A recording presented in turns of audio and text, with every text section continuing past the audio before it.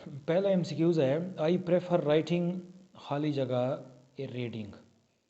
इस जुमले में खाली जगह में टू का जो प्रीपोजिशन है ये ठीक है, क्योंकि इसमें प्रेफर आया है। प्रेफर, कुछ वर्ड्स हैं हमारे पास जैसे सीनियर है, जूनियर है, प्रायर है, प्रेफर है, इन्फीरियर है। जब ये अल्फाज जुमले के अंदर इस्तेमाल होते हैं तो उनके साथ ब्लैंक में हमेशा के लिए ट्रू आता है। They should not swim meal, they should not swim meal, नहीं तैरना चाहिए। बिहाइंड यानी खाने के पीछे, अबाउट खाने के मुतल्लिक, आफ्टर खाने के बाद, विद खाने के साथ। तो उन्हें खाने के बाद नहीं तैरना चाहिए, यहाँ पे आफ्टर मील ठीक है। Our teacher has always been kind, kind, our teacher has always been kind. यहाँ पे काइंड इसलिए आता है कि ये डायरेक्ट एडजेक्टिव है, ये एडवर्ब है। वेरी काइंड, यहाँ पे our teacher has always been kindly नहीं आएगा। काइंडली उस वक्त आएगा जब वर्ब भी साथ हो। वेरी काइंड इसलिए नहीं आता कि यहाँ पे हैज़ बीन का इस्तेमाल हुआ है। सो लिहाजा आपके पास सिर्फ ही काइंड जो है एडजेक्टिव है ये रह गया है। So our teacher has always been kind यहाँ पे ठीक है। They shouted the student will go camping खाली जगह the vacation. The student will go camping खाली जगह the vacation, at vacation, in vacation, during vacation, about vacation. तो vacation जो है ये एक नाउन है, और नाउन जब आता है तो हम वहाँ पे ड्यूरिंग लगाते हैं, during vacation. He said inverted comma polish my shoes. हम देखते हैं कि ये जो जुमला है इसमें इस बंदे को जूते पॉलिश करने के लिए ऑर्डर दिया है, यानी मूड ऑफ सेंटेंस जो है वो ऑर्डर का है। तो he told that polish my shoes, ये टोल्ड है, ये बात ठीक नहीं है। He order to polish my shoes, ये भी ठीक नहीं है। He order to polish his shoes, ये जो जुमला है ये यहाँ पे बिल्कुल ठीक है, क्योंकि ये जुमले के मूड के मुताबिक ऑर्डर भी है। और चूंकि यहाँ पे माई आया है तो माई इनडायरेक्ट में चेंज करने के लिए सब्जेक्ट को रिप्लेस करता है, तो इसलिए यहाँ पे माई की जगह पे ही वाला पोजेसिव आया है। जैसे आई वाला पोजेसिव है तो इनडायरेक्ट में ही वाला पोजेसिव, और यहाँ पे ही वाला पोजेसिव आएगा। तो ये ऑप्शन जो है ये ठीक है।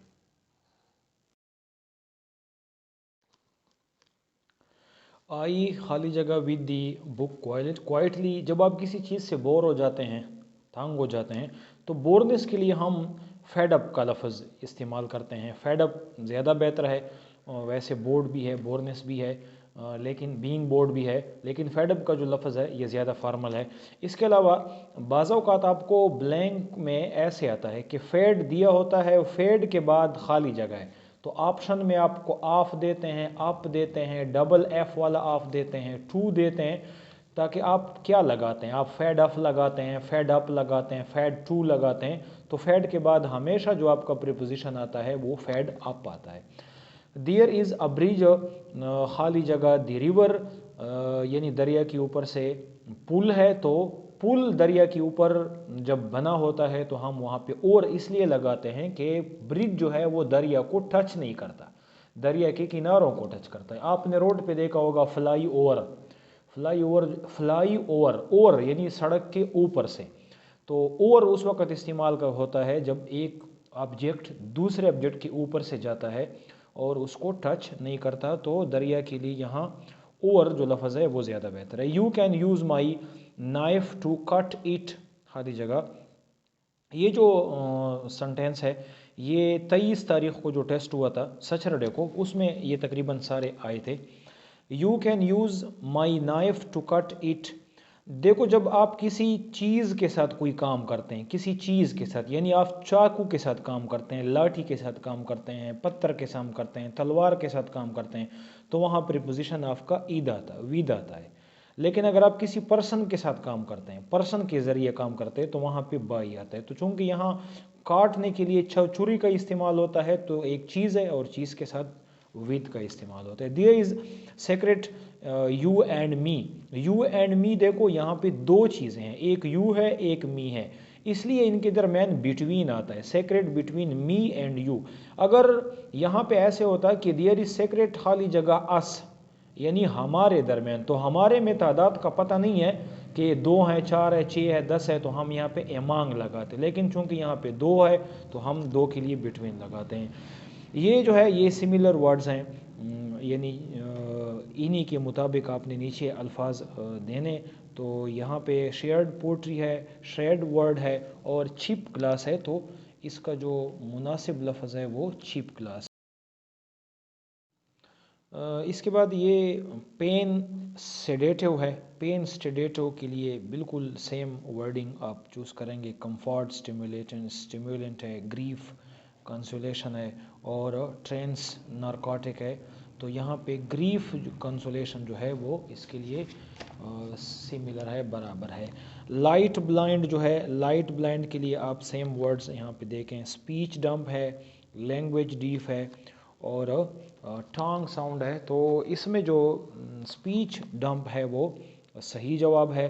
अपोजिट फ्रेंडली जो है, फ्रेंडली का अपोजिट क्या होगा, यानी फ्रेंडली का अपोजिट आप यहाँ पे हेल्प्ड जो है ये भी नहीं है, केयरिंग भी नहीं है, हॉस्टाइल जो है ये इसका अपोजिट है फ्रेंडली का, ये क्वाइट भी नहीं है।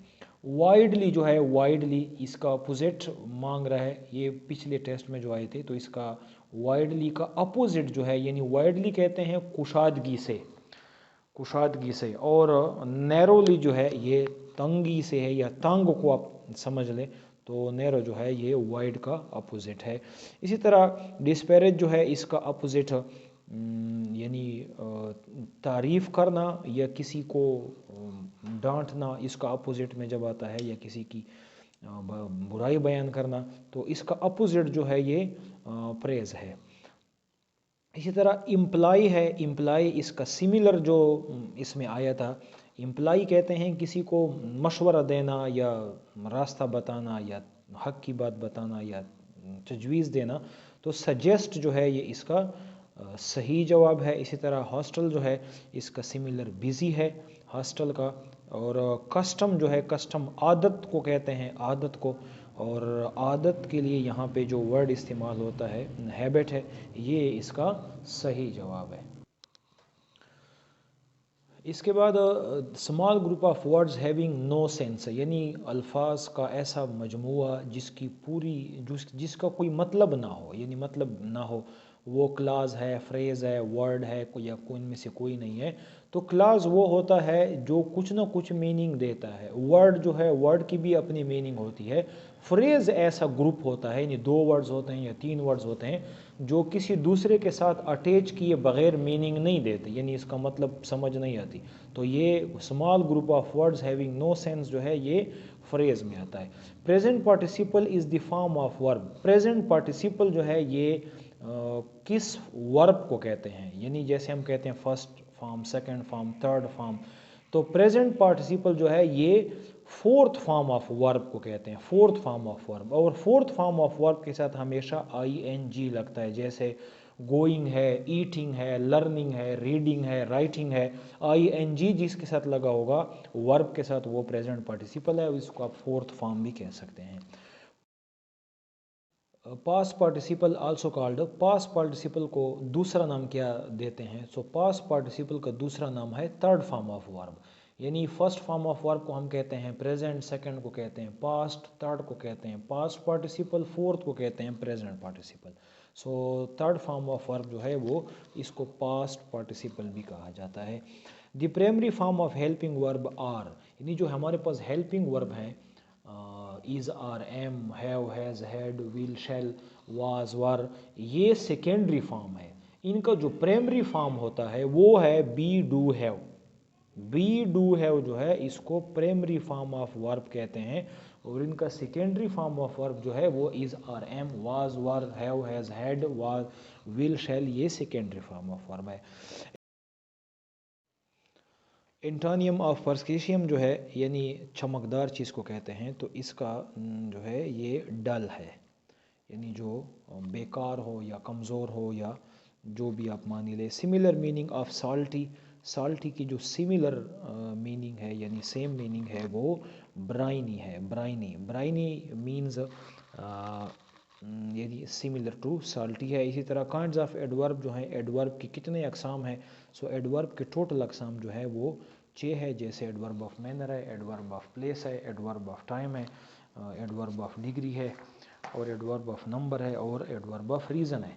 6 इसके एडवर्ब की अकसाम है। The second degree of adjective, adjective की जो दूसरी डिग्री है उसको हम क्या कहते हैं, तो एजेक्टिव की दूसरी डिग्री को हम कहते हैं कंपैरेटिव डिग्री। पहली डिग्री को हम कहते हैं पॉजिटिव, दूसरे को कंपैरेटिव, तीसरे को सुपरलेटिव। इसके बाद verb change it's spelling in second third form, यानी वो कौन से वर्ब होते हैं जब वो सेकेंड फॉर्म में जाते हैं तो स्पेलिंग चेंज करते हैं, और जब थर्ड फॉर्म में जाते हैं तो स्पेलिंग चेंज करते हैं। तो इर्रेगुलर वर्ब जो है वो अपनी स्पेलिंग जो है जब उसको आप सेकंड में लाते हैं या थर्ड में लाते हैं तो अपनी स्पेलिंग चेंज करते हैं। जैसे हम कहते हैं राइट, राइट की सेकंड है रोट, स्पेलिंग चेंज हो गई। फिर इसकी थर्ड है रिटन, ये स्पेलिंग और चेंज हो गई। इसी तरह डू है, डू को सेकंड में लाओ तो डिड, फिर डिड से थर्ड में लाओ डन, तो इसकी स्पेलिंग चेंज होती है और इनको हम कहते हैं irregular. Nicely, happily, kindly, widely are the example, ये किस चीज़ की मिसालें हैं, तो जब भी किसी वर्ड के साथ एल वाई का इजाफा होता है, जैसे यहाँ पे एल वाई है, यहाँ पे एल वाई है, ये एल वाई है, ये एल वाई है, तो ये बेसिकली एडवर्ब हैं। और एडवर्ब के काइंड्स में एल वाई वाले एडवर्ब जो होते हैं वो एडवर्ब ऑफ मैनर होते हैं। आपको एक चीज़ मैं और भी बताऊं कि एडवर्ब ऑफ ये एल वाई वाले जो एडवर्ब होते हैं वो एडवर्ब ऑफ मैनर होते हैं। और ये कैसे बनते हैं, मिसाल के तौर पे आपके पास एक एडजेक्टिव है ब्यूटीफुल, ब्यूटीफुल, तो ब्यूटीफुल एडजेक्टिव है, और इस एडजेक्टिव से जब आप एडवर्ब बनाना चाहें तो इसके साथ जस्ट एल वाई लगाओ, ये बन जाएगा ब्यूटीफुली। आपके पास एक एडजेक्टिव है स्ट्रांग, ये एडजेक्टिव है, अगर आपसे कहा है कि इसे एडवर्ब बनाओ तो इसके साथ एल वाई लगाओ तो ये हो जाएगा स्ट्रांगली। इसी तरह आपके पास नाइस है, नाइसली, हैप्पी है, हैप्पीली, काइंड है, काइंडली, वाइड है, वाइडली, वाइज है, वाइजली, तो ये एडजेक्टिव होते हैं बेसिकली। लेकिन जब इसके साथ एल वाई लग जाता है तो ये एडवर्ब बन जाते हैं, और एडवर्ब के अंदर एडवर्ब ऑफ मैनर बन जाते हैं।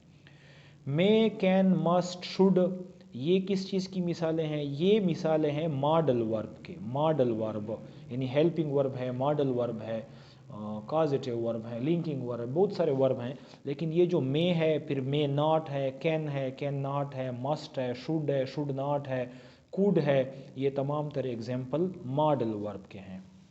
अपोजिट ऑफ कंपल्सरी जो है, कंपल्सरी कहते हैं लाजमी चीज़ को, यानी आपने लाजमी ये चीज़ करनी है। और अगर आप एक चीज़ आपके लिए लाजमी है और दूसरा लाजमी नहीं है यानी ऑप्शनल है, तो लाजमी कंपल्सरी का जो अपोजिट है वो ऑप्शनल है, यानी आपके पास चॉइस है। सिनोनिम ऑफ वाइज जो है, वाइज होशियार को कहते हैं, अक्लमंद को कहते हैं, और इसका जो सिमिलर है वो आप देख सकते हैं। वाइजली ये एडवर्ब है, फ्यूरियस ये गुस्सानाक है, डम ये नहीं है, तो ये सजेशियस जो है ये ज़्यादा बेहतर वर्ड है उस वाइज के लिए, बिल्कुल क्लोज सिमिलर मीनिंग रखता है।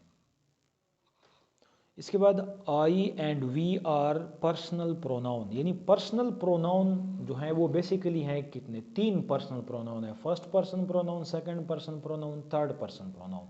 कौन कौन से हैं, इसमें जो आई और वी, ये जो आई और वी है इसको हम कहते हैं first person pronoun. I we को फर्स्ट पर्सन कहते हैं, यू को हम कहते हैं कि ये सेकंड पर्सन है, और इसके बाद जो रह जाते हैं ही, शी, इट और दे, वो आपके पास थर्ड पर्सन प्रोनाउन है। Group of words inside inverted comma, यानी डायरेक्ट इनडायरेक्ट जब हम पढ़ते हैं वहाँ पे इन्वर्टेड कामा के अंदर जो वर्ड्स आते हैं, जो सेंटेंस आता है उसको हम क्या कहते हैं, रपोर्टिंग स्पीच, रपोर्टेड स्पीच या डायरेक्ट स्पीच। तो जो कामों के अंदर बंद होता है इसी तरह उसको हम कहते हैं रपोर्टेड स्पीच, और जो कामों से बाहर पड़ा होता है उसको हम कहते हैं रपोर्टिंग स्पीच।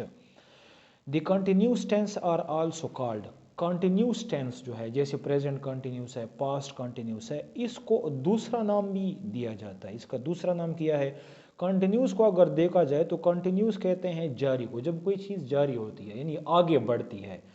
तो एक्शन टेंस ये नहीं है, प्रोग्रेसिव टेंस, प्रोग्रेस तरक्की से कहते हैं। जब कोई चीज़ तरक्की करता है तो इसका मतलब है कि ये आगे बढ़ता है।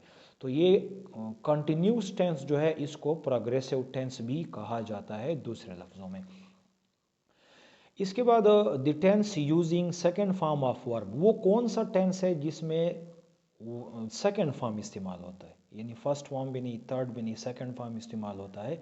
तो वो है न कंटिन्यूस नहीं है और प्रेजेंट सिंपल भी नहीं है, बल्कि वो पास्ट सिंपल है। पास्ट सिंपल का जो टेंस है, ये 12 टेंसेज में वाहिद टेंस है जो सेकेंड फॉर्म यूज़ करता है इसके पॉजिटिव सेंटेंसेस में। और ये पास्ट सिंपल यानी जिसको आप पास्ट इंडिफिनिट भी कहते हैं।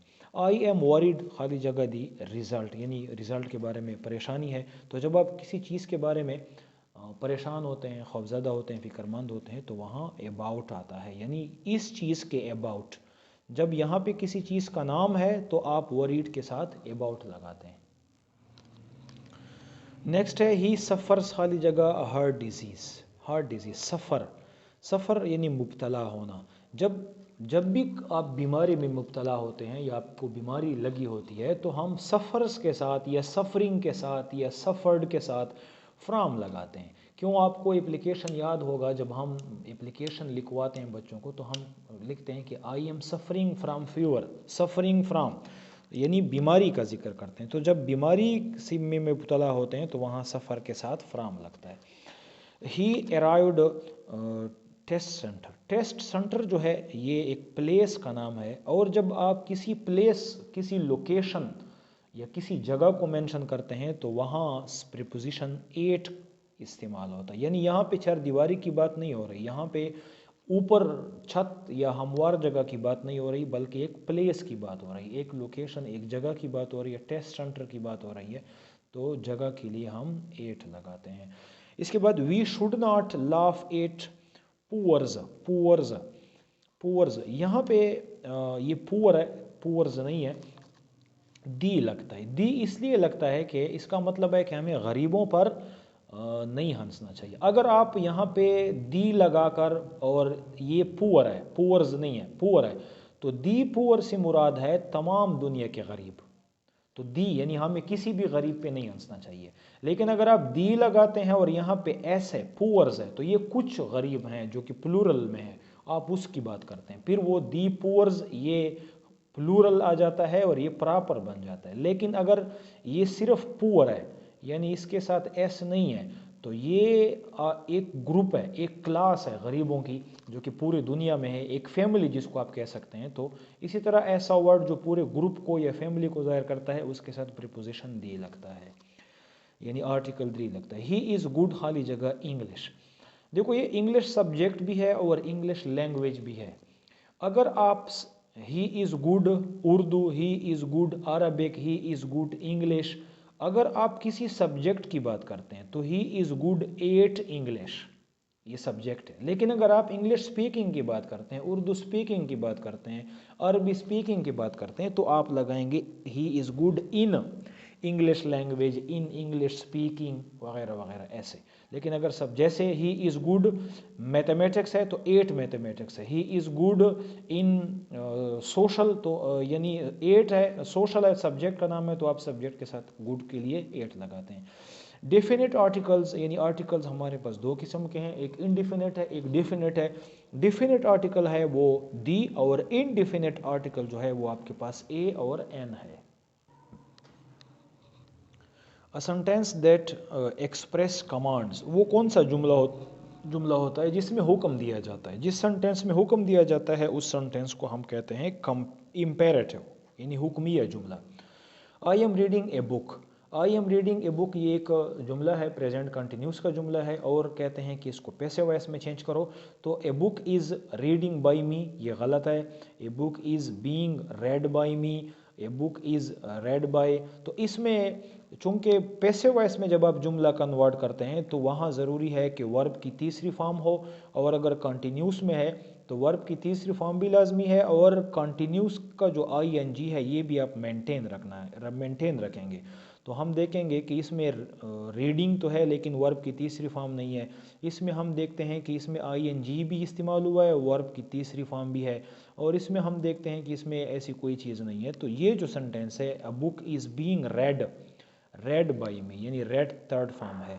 बीइंग आया है कंटिन्यूस को मेंटेन रखने के लिए, रेड जो है ये वर्ब की तीसरी फॉर्म को मेंटेन रखने के लिए, तो ये पैसिव वॉइस बन जाता है। अपोजिट ऑफ बैरन, बैरन आपको पता है वीरान को कहते हैं, ख़राब को कहते हैं, गैराबाद को कहते हैं। जब कोई चीज़ गैराबाद हो या वीरान हो तो उसका अपोजिट ये होगा कि वो फ्रूटफुल होगा या वो आबाद होगा। तो ड्राई है ये नहीं है, डाइड है ये नहीं है, फ्रूटफुल जो है ये इसका अपोजिट है। Group of ships is called, यानी जहाँ पे बहुत सारी कश्तियाँ एक जगह पे ठहरती हैं या मौजूद होती है, उसको हम नेवी नहीं कहते हैं, उसको हम ओशन नहीं कहते बल्कि फ्लीट कहते हैं। और ये फ्लीट जो है ये नाउन में कोलेक्टिव नाउन है। इसके बाद है what is the time your watch, और जब टाइम के बारे में पूछा जाता है तो हम बाई लगाते हैं, टाइम बाई यूर वॉच। इसके बाद है साइनोनिम ऑफ इंडिजेंस, इंडिजेंस का जो मुतरादिफ है वो क्या है, तो इंडिजेंस का कहते हैं गुर्बत को कहते हैं, तंगदस्ती को कहते हैं। तो पॉवर्टी जो है ये इसका सिमिलर है या साइनोनिम है। द टावर इज़ टालर, खाली जगह दिस, द टावर इज़ खाली जगह दिस। टालर जो है ये कंपैरेटिव डिग्री है, तो कंपैरेटिव डिग्री के साथ जो हमारा एडजेक्टिव वाला पोर्शन है वो भी कंपैरेटिव वाला आता है, यानी यहाँ पे मोर आएगा। और टालर के बाद यानी कंपैरेटिव डिग्री के बाद हम हमेशा देन लगाते हैं, ए वाला देन, ई वाला नहीं। तो मोर और देन, इसमें ये जो ऑप्शन है मोर, यानी मोर टालर देन दिस, तो यानी ये वाला ठीक है। अपोजिट ऑफ ड्राउसी, ड्राउसी ख्वाबीदा को कहते हैं, और अवेक बेदार को कहते हैं। तो अवेक जो है ये इसका ठीक है। We have not observed the students, we have not observed the student, ये जो सेंटेंस है इसमें ऑब्जर्वेशन के लिए माहौल नेगेटिव का है, नेगेटिव यानी ऑब्जर्वेशन ऑब्जर्व नहीं करते। जब आप ऑब्जर्व नहीं करते हैं तो इस चीज़ पे जब आप यानी ऑब्जर्व नहीं करते तो आप यहाँ पे यठ लगाते हैं। अगर आप ऑब्जर्व करते हैं तो आप वहाँ पे स्टिल लगाते हैं, और अगर आपने ऑब्जर्व किया हुआ है तो आप वहाँ पे ऑलरेडी लगाते हैं। तो लिहाजा इस सेंटेंस में स्टूडेंट को ऑब्जर्व नहीं किया जाता, तो यहाँ पे यठ लगाया जाता है। इम्पेड जो है, इम्पेड कहते हैं कि मुश्किल को, ऑब्स्टिकल को, तकलीफ़ को, दुश्वारी को कहते हैं। और इसका जो अपोजिट है वो अनवाइंडेड है, यानी जिसमें मुश्किलात ना हो, तकलीफ़ ना हो। इसके बाद है इफ़ वी खाली जगह car we would reach in time, ये कंडीशनल सेंटेंस है, और कंडीशनल सेंटेंस में ये थर्ड कंडीशन है। थर्ड कंडीशन का पता कैसे चलता है, वुड से चलता है, वुड से, यानी वुड से।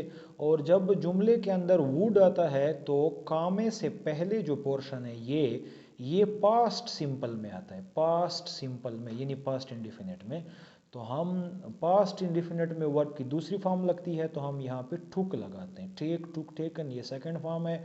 और हमें ये पता वुड से चला, वुड जो है ये रिजल्टेंट जो पोर्शन है इस कंडीशनल का, इसके साथ ये जो वाला हिस्सा है इसमें पास्ट सिंपल लगता है। क्रैंकी, क्रैंकी कहते हैं अजनबी बंदे को ऐसे, तो इसमें पेट्रोलेंट जो है ये इसका सही जवाब है, पेट्रोलेंट। और लाउस जो है, लाउस की the plural of louse, louse की जो प्लूरल है वो लाइस है।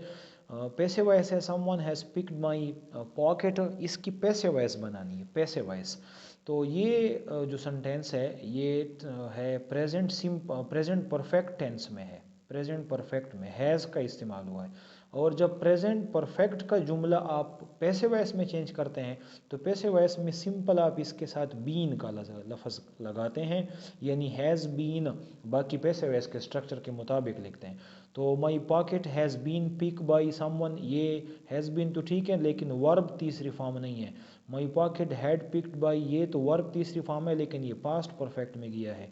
माई पॉकेट हैज़ बीन भी आया है, पिक्ड भी आया है, तीसरी फॉर्म भी है। तो ये वाला जो सेंटेंस है ये ठीक है।